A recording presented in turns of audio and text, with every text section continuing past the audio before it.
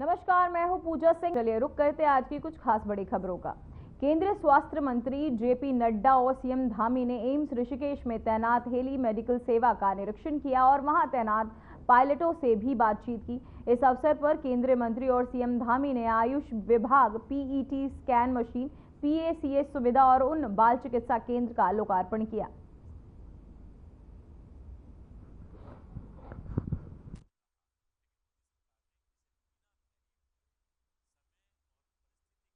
AIIMS Rishikesh के 5वें दीक्षांत समारोह का आयोजन हुआ, जिसमें केंद्रीय स्वास्थ्य मंत्री और सीएम धामी शामिल हुए।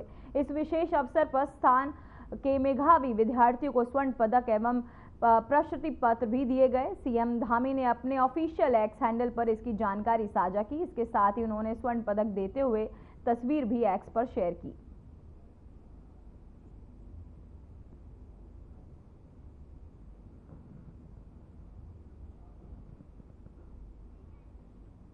तो वहीं नैनीताल जिले के जिला अधिकारी वंदना सिंह के निर्देशानुसार हल्द्वानी शहर को हरियाली और सुंदरता की ओर अग्रसर करने के लिए वृक्षारोपण किया गया। साथ ही आपको बताते चले कि इस अभियान की शुरुआत कर दी गई है। इस अभियान के तहत शहर के प्रमुख मार्गों पर कुल 1000 पेड़ लगाए जाने के लक्ष्य निर्धारित किया गया। नगर आयुक्त आपको बताते चित्रा सिंह ने बताया कि अभियान में पहले चरण में नैनीताल रोड पर 200 पेड़ लगाए जा रहे हैं। इस कार्य के लिए गड्ढे खोदने और पौधे लगाने का काम तेजी से चल रहा है। पर्यावरण संरक्षण के साथ साथ शहर के सौंदर्यीकरण को भी ध्यान में रखते हुए विशेष प्रजातियों के वृक्ष लगाए जा रहे हैं।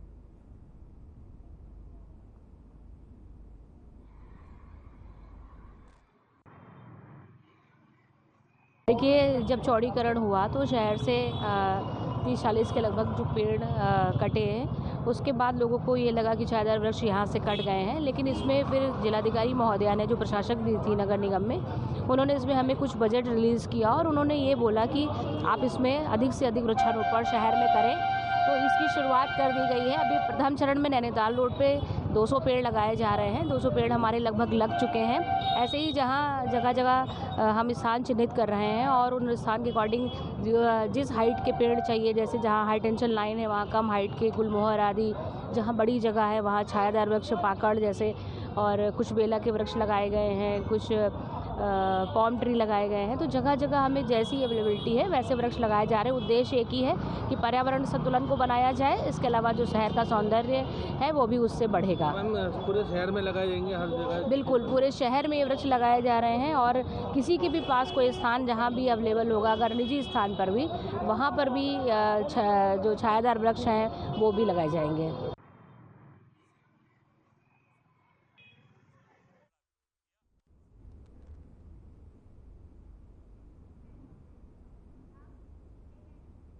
तो वहीं हल्द्वानी से कांग्रेस विधायक सुमित हृदयेश ने प्रदेश सरकार और अफसरशाही के खिलाफ बड़ा बयान दिया है।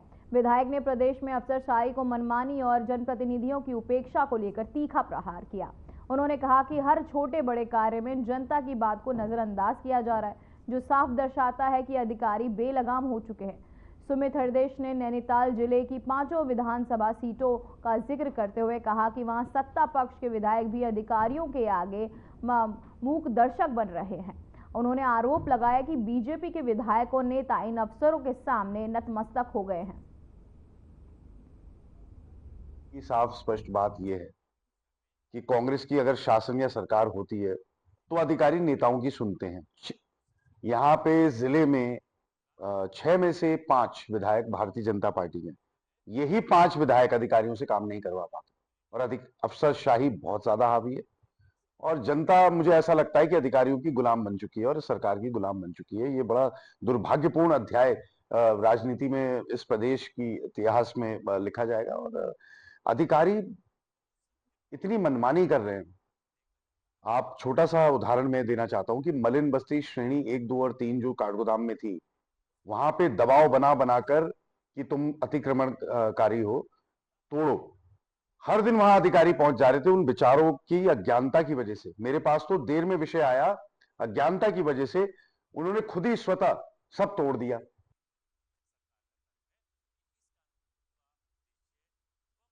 तो वहीं रुड़की के पिरान कलियर में विश्व प्रसिद्ध दरगाह को अपनी आधिकारिक वेबसाइट मिल गई है, जिसका शुभारंभ रुड़की ज्वाइंट मजिस्ट्रेट आशीष मिश्रा ने किया। उन्होंने कहा कि डिजिटल अभियान को समर्थन देते हुए जायरीनों की सुविधा के लिए पहल की गई थी। ये वेबसाइट पर पिरान कलियर आने वाले जायरीनों को दरगाह से जुड़ी सहमत और जानकारियां प्राप्त होंगी, वही समस्त जानकारियां प्राप्त होंगी। और साथ ही उन्होंने ये भी कहा कि जो सेवाएं और सुविधाएं प्रशासन को की तरफ से मुहैया कराई जाएगी, इस वेबसाइट के जरिए जायरीन दरगाह के गेस्ट हाउस की ऑनलाइन बुकिंग भी कर घर बैठे करा सकेंगे। वहीं साथ ही देश विदेशों की जायरीन वेबसाइट के तहत दरगाह में दान भी दे सकेंगे, जो दरगाह के विकास कार्यों में लगाए जाएंगे।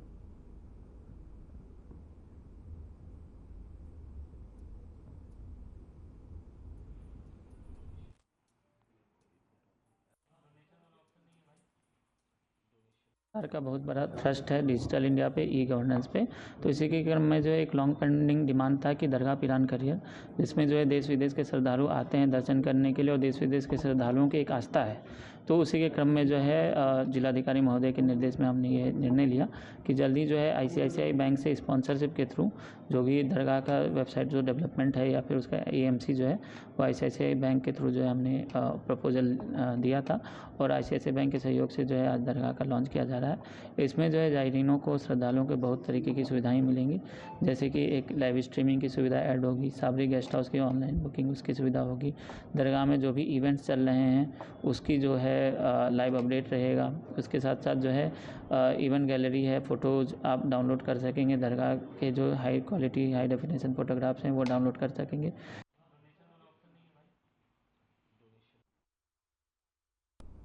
तो वहीं हरिद्वार के धनपुरा गांव में हुए ब्लास्ट मामले में केस दर्ज हुआ है। घटना को लेकर एक प्रेस कॉन्फ्रेंस बजरंग दल उत्तराखंड के प्रांत संयोजक ने की और पुलिस पर गंभीर लापरवाही के आरोप लगाए। उन्होंने बताया कि स्थानीय पुलिस इस मामले को दबाने की कोशिश कर रही थी। उसके बाद ही आपको बताते चले कि संगठन के तहत जब उच्च अधिकारियों को बताया गया तो गहनता से जांच हुई और वहां से विस्फोटक सामग्री मिली। उन्होंने बताया कि गोदाम में भारी मात्रा में अवैध आतिशबाजी सामग्री बरामद हुई, जिसमें 4 कट्टे सफर पाउडर और कट्टा सफेद पाउडर, 3 कट्टे काले पत्थर जैसे पाउडर और कई खाली पटाखों के खोखे डिब्बे शामिल हैं। पुलिस ने फिलहाल गोदाम मालिक के खिलाफ विस्फोट अधिनियम के तहत मुकदमा दर्ज कर जांच शुरू कर दी है।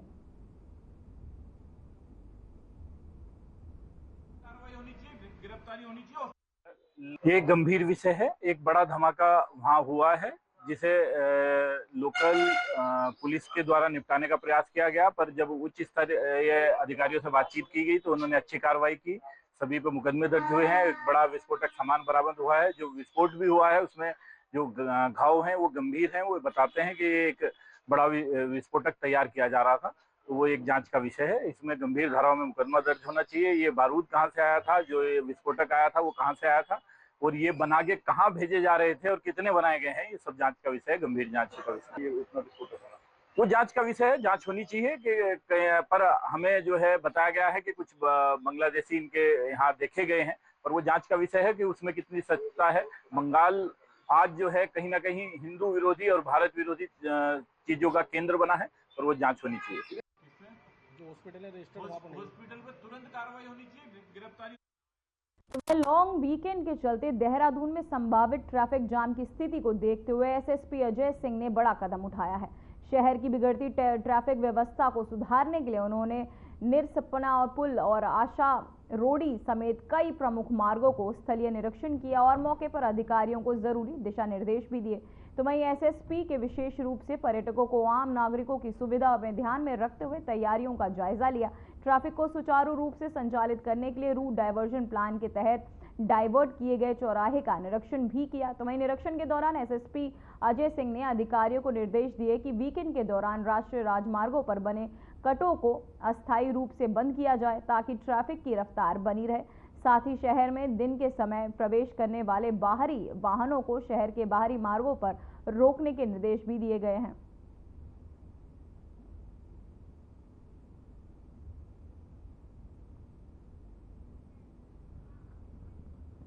तो वहीं हरिद्वार के बहारदाबाद थाना क्षेत्र में ग्राम दौलतपुर में पुराने जमीन विवाद को लेकर दो पक्षों के बीच तनाव इतना बढ़ गया कि मारपीट की नौबत आ गई।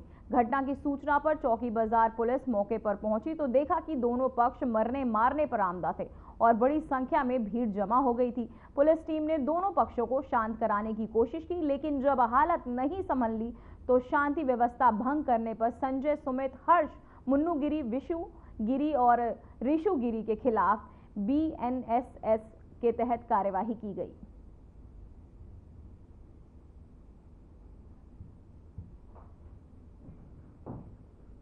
तो वहीं रुड़की के पिरान कलियर थाना इलाके में मेडिकल स्टोर स्वामी के साथ मारपीट का वीडियो वायरल हो रहा है।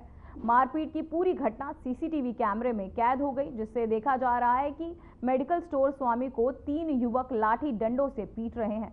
तो वहीं वीडियो में तीनों युवक हाथों में लाठी डंडे लेकर मेडिकल स्टोर में घुसते दिखे गए और मेडिकल स्टोर स्वामी पर लाठी डंडों से हमला कर दिया।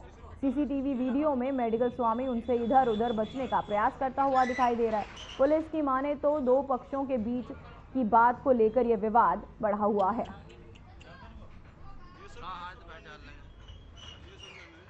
क्षेत्र का मामला है। पारिवारिक लोग हैं जो आपस में झगड़ा कर रहे हैं। ऑलरेडी उनमें पहले FIR हुआ है।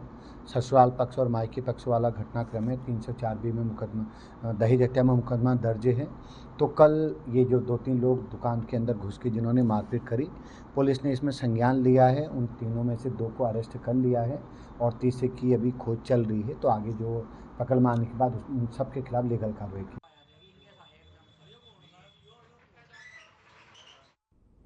तो वह रुड़की गंगनहर कोतवाली इलाके में हुई बड़ी चोरी का खुलासा हुआ है और आपको बताते चले कि एक कारोबारी के घर हुई 90 लाख की नकदी और जेवरात चोरी की घटना का पुलिस ने खुलासा किया। चोरी की घटना को अंजाम देने वाला पीड़ित कारोबारी का दामाद, बेटी समेत 3 लोगों को पुलिस ने गिरफ्तार किया। पुलिस ने 60 लाख रुपए नकदी, ज्वेलरी सहित घटना के उपयोग की गई कार भी बरामद कर ली है। वहीं फिलहाल पुलिस आरोपियों के खिलाफ अग्रिम कार्यवाही में जुटी हुई है।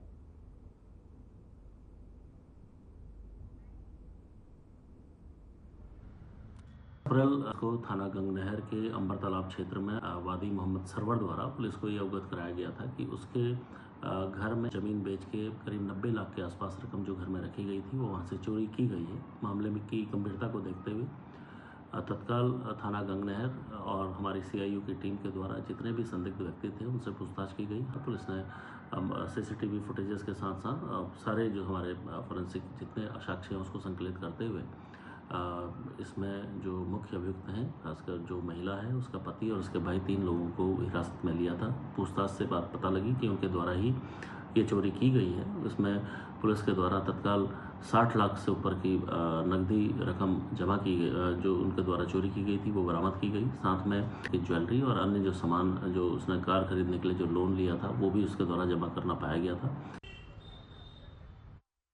तो वहीं देवभूमि मदरसा जिहाद पर स्ट्राइक चल रही है। मदरसे की आड़ में देवभूमि में लैंड जिहाद के खिलाफ, कट्टरता के अतिक्रमण के खिलाफ CM धामी का रण फुल एक्शन मोड में है। उत्तराखंड में अब अवैध मदरसों पर ताबड़तोड़ एक्शन चल रहा है। बीजेपी जहां इसे राष्ट्र विरोधी सोच के खिलाफ बड़ा कदम बता रही है, जहां कट्टर सोच पनपती है, तो वहीं कांग्रेस इसे खास समुदाय के खिलाफ बीजेपी का सोचा समझा एक्शन बता रही है। देखिए इस पर हमारी एक रिपोर्ट। अवैध मदरसों का खेल धामी कर रहे खत्म। गैर कानूनी मदरसों पर धामी का हथौड़ा। गैर पंजीकृत मदरसों का कानूनी मसौदा। बैंक खातों के साथ भू दस्तावेजों की जांच। अपील, अफवाहों को लेकर आप ना हो गुमराह। उत्तराखंड में धामी सरकार का फर्जी मदरसों पर एक्शन जारी है। अब तक सैकड़ों मदरसों पर ताबड़तोड़ एक्शन हो चुका है। गैर पंजीकृत मदरसों को सील करने की कार्रवाई तेजी से चल रही है। सैकड़ों की तादाद में अवैध मदरसों को बंद किया जा चुका है। यही नहीं, अवैध मदरसों के बैंक खातों और उनके भू दस्तावेजों की जांच भी एक्शन मोड में है। मार्च की शुरुआत से अब तक देखा जाए तो उत्तराखंड में गैर पंजीकृत 136 मदरसों से ज्यादा इस्लामी शिक्षण संस्थान, जहां धार्मिक और आधुनिक शिक्षा दी जाती है, और मकतबों, जहां प्राथमिक धार्मिक शिक्षा दी जाती है, सील किया गया है। हाल ही में हल्द्वानी के बनभूलपुरा क्षेत्र में अवैध रूप से संचालित 3 मदरसों के खिलाफ प्रशासनिक कार्रवाई की गई। छापेमारी नहीं है, ये जो है पहले से सर्च अभियान हुआ है, सर्वे हुआ है, जिसमें कोई भी अगर मदरसा शैक्षिक संस्थान जो कि बिना अनुमति के चल रहा है उस पर कार्रवाई हो रही है। पूरी टीम है, शासन के जो आदेश हैं उसके क्रम में जो भी बिना मान्यता के हैं उन पे कार्रवाई चल रही है। कुछ कार्रवाई हुई है अभी तक? लाइन नंबर 2, लाइन नंबर 4 और किदवई नगर, यहाँ पर जो है 3 अब तक हम लोग सील कर हैं, जिनका जिनके पास अनुमति नहीं है, लीगल नहीं है, उनको सील। Thank you sir. दरअसल इन मदरसों के खिलाफ मान्यता न होने के साथ साथ सुरक्षा और स्वच्छता के मानकों के उल्लंघन के भी आरोप लगे हैं। इन मदरसों की फंडिंग की भी जांच हो रही है, जिसकी रिपोर्ट सीधे मुख्यमंत्री धामी के कार्यालय पहुंचाई जाएगी। सरकार का कहना है कि ये कदम उन मदरसों के खिलाफ उठाया गया है जो गैर पंजीकृत हैं या जिनके दस्तावेज अधूरे पाए गए हैं। कार्रवाई का विरोध कर रहे मुस्लिम संगठनों ने इसे भेदभावपूर्ण और असंवैधानिक करार दिया है। जमीयत उलेमाए हिंद ने इसे सुप्रीम कोर्ट में भी चुनौती दी है, जिसमें सुप्रीम कोर्ट के पूर्व आदेशों के उल्लंघन का हवाला दिया गया है। तो वहीं ऑल इंडिया मुस्लिम जमात के राष्ट्रीय अध्यक्ष मौलाना शहाबुद्दीन रजवी ने मदरसों पर हो रही कार्रवाई को संविधान के खिलाफ बताया। मध्य प्रदेश की हुकूमत और उत्तराखंड की हुकूमत को ये ध्यान देना चाहिए कि संविधान ने तमाम अल्पसंख्यकों को अपने इदारा चलाने, संचालन करने, रखरखाव की, एजुकेशन की खुली इजाज़त दी है। संविधान जब इजाज़त देता है तो हुकूमतों को कोई हक नहीं पहुंचता कि वो मदरसों पर बुलडोजर चलाएं या उनको सील करें, बंद करें। ये सरासर इंसाफ का गला घोटना है, अन्याय है और अल्पसंख्यकों के हितों को नुकसान पहुंचाना है। उनके इदारों पर बुलडोजर चलाकर बंद कर उनके भरोसे को तोड़ना है और अखलाकी ज़हनी तौर पर दबाव डालना है। लेकिन सरकार का कहना है कि वो अल्पसंख्यकों के अधिकारों की रक्षा के साथ साथ संविधान के अनुरूप काम कर रही है। यही नहीं, उत्तराखंड मदरसा शिक्षा बोर्ड ने NCERT पाठ्यक्रम भी लागू किया है ताकि मदरसा छात्रों को गुणवत्तापूर्ण शिक्षा मिले और वो वक्फ बोर्ड और UCC जैसे मुद्दों पर गुमराह न हो। सरकार का दावा है कि उत्तराखंड में समरसता और समानता के नए युग का प्रारंभ हो चुका है, जिसके तहत अवैध मदरसों का खेल खत्म कर धामी सरकार बिना किसी भेदभाव के सबको एक समान अधिकार और कानून देकर सबका साथ, सबका विकास और सबका विश्वास पर भरोसा कायम रखते हुए आगे बढ़ रही है। Bureau report, Aryan TV. तो वहीं विश्व प्रसिद्ध चार धाम यात्रा 30 अप्रैल से शुरू होने जा रही है और इससे पहले उत्तराखंड सरकार और प्रशासन इसकी सफलता सुनिश्चित करने के लिए तैयारियों में जुट गया है। वहीं अक्षय तृतीया के पावन अवसर पर सबसे पहले गंगोत्री और यमुनोत्री धाम के कपाट खोले जाएंगे। इसके बाद 2 मई को केदारनाथ और 4 मई को बद्रीनाथ के कपाट श्रद्धालुओं के दर्शन हेतु खोले जाएंगे। हर साल लाखों श्रद्धालु चार धाम यात्रा में भाग लेते हैं। पिछले वर्ष करीब 60 लाख से अधिक श्रद्धालुओं ने यात्रा में हिस्सा लिया था और इस बार उससे भी अधिक संख्या की उम्मीद की जा रही है। हालांकि यात्रा लेकर सियासत भी गर्मा गई है। कांग्रेस ने चार धाम यात्रा की तैयारियों पर सवाल खड़े करते हुए प्रशासनिक व्यवस्थाओं को लेकर शंका जताई है। इस पर बीजेपी प्रदेश अध्यक्ष महेंद्र भट्ट ने कांग्रेस पर पलटवार करते हुए कहा, ये दुर्भाग्यपूर्ण है कि कांग्रेस एक पवित्र यात्रा को भी भ्रमित करने का प्रयास कर रही है।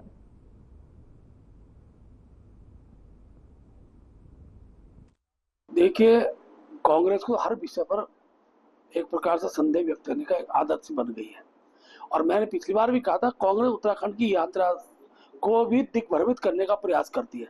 हर जगह संदेह का रखते रखते आज हम 63 लाख यात्री पिछली बार लगभग हमारी यात्रा में पहुंचा है, जहां हम 55 लाख का आंकड़ा और सरकारी आंकड़ा है। लेकिन इन ऑल जो हमने पूरी जानकारी प्राप्त की है, आज भी हम लोग बैठे थे, लगभग 60 लाख से ज्यादा यात्री आया है। लेकिन कांग्रेस संदेह का यात्रियों पर कोई असर पड़ने वाला नहीं है। जहाँ तक हेली सेवा का विषय है, हेली सेवा की बुकिंग पूर्ण हो चुकी है और बड़ी संख्या में यात्री आएंगे। और लेकिन हम ये भी विश्वास दिलाते हैं यात्रियों को, जो यात्री उत्तराखंड आएगा उसको दर्शन करके ही भेजेंगे।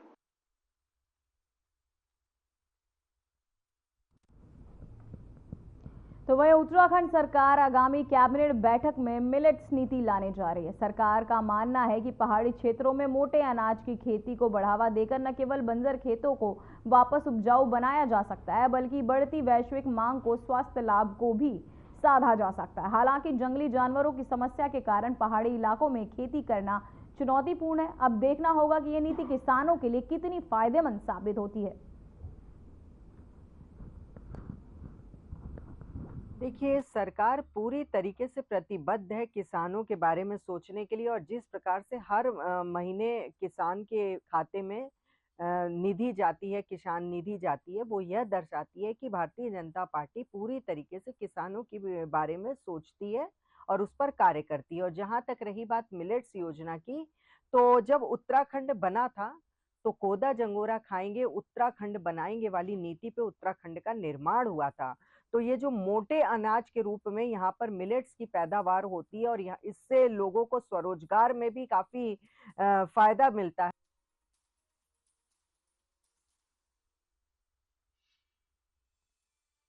एक और बीजेपी धामी सरकार के दूसरे कार्यकाल के 3 साल पूरे होने पर जश्न मना रही है। तो वहीं कांग्रेस प्रदेश अध्यक्ष करण माहरा ने कहा कि बीजेपी के कार्यकाल में महिला अपराध में वृद्धि हुई है। अपराधियों पर शासन प्रशासन का कोई भी डर नहीं है, ना ही पुलिस अपराध रोकने में कामयाब साबित हो रही है।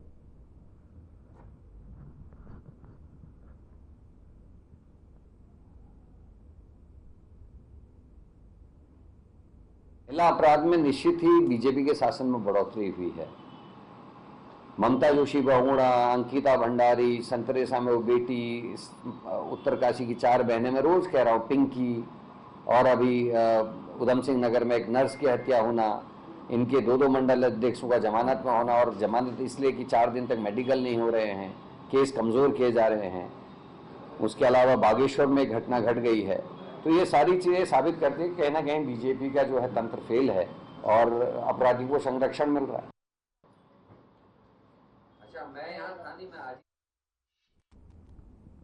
तो वहीं वक्फ बोर्ड की करोड़ों की संपत्ति पर बोर्ड की मिली भगत से अवैध कब्जे के कई मामले उजागर हुए।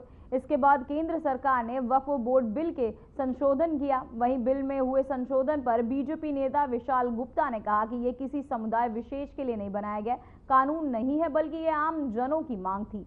आगे उन्होंने कहा कि सरकार का ये कर्तव्य है कि जहां पर गलत हो रहा है वहां सरकार अपनी संवेदनशीलता दिखाए।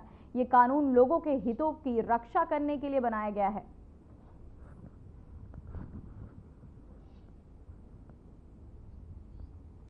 ये विरोधाभास वाली योजनाएं नहीं है, इम्प्लीमेंट कानून का नहीं है। ये सरकार के अपना विजन और ड्रीम प्रोजेक्ट के साथ आगे बढ़ता है। भारतीय जनता पार्टी 1925 जनसंघ की, 1951 जनसंघ की और 1980 भारतीय जनता पार्टी एक सिद्धांत पर आधार लेकर काम करती है। और आज वक्फ बोर्ड का जो निर्णय हुआ वो किसी समुदाय को लेकर नहीं है, किसी जाति विशेष को लेकर नहीं है। ये एक भारत के आम जन की डिमांड थी। जहां गलत हो रहा है वहां सरकार संवेदनशीलता अपनाएगी।